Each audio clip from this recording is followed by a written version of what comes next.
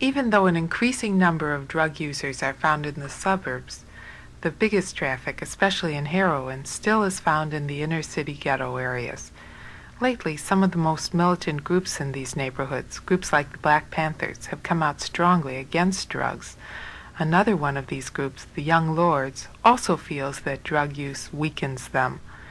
The Young Lords started as a typical street gang in the Spanish Harlem area of New York City, but now they're a tightly disciplined movement dedicated to the fight for Puerto Rican rights as they understand them. I spoke with one of their youngest members, 14-year-old Mark Ortiz.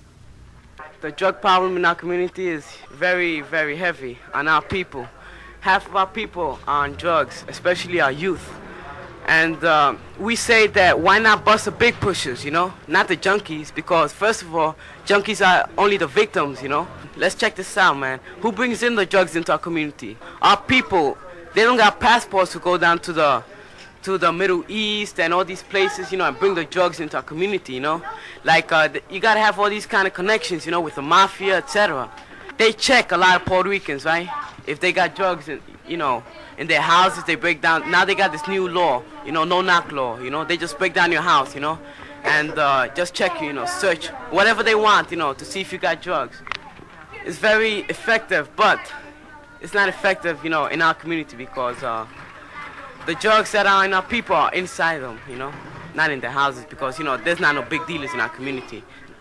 Why do you suppose that there is so much drug use in this community? Because of oppression of everyday life, coming down on your heart, First of all, it starts off in your house. Rats and roaches, coming and creeping all over the baby, creeping all over the food, creeping all over the utensils, simple things. And then your mother staying home, receiving welfare checks. Or not, they probably in the factory, getting just enough, just enough money to buy food.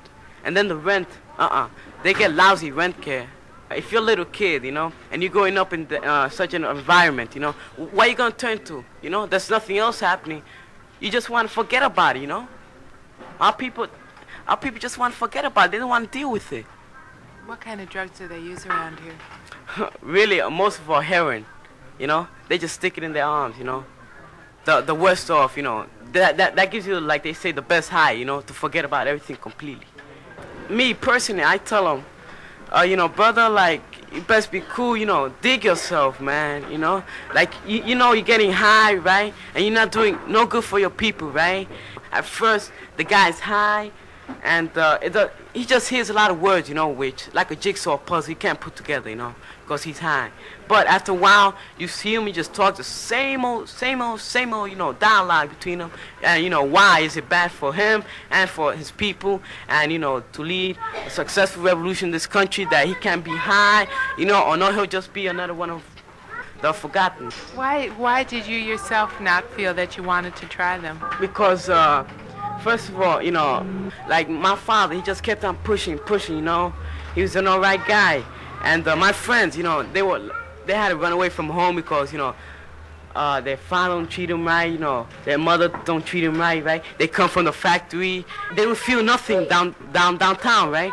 They have to come take it out in their home, They slap their wife, hit their wives, hit their kids, whoever, they have to take it out on somebody, This particular case, my friend's father used to take it out on him, on his mother, everybody, Like, that wasn't the case in my father, in my family.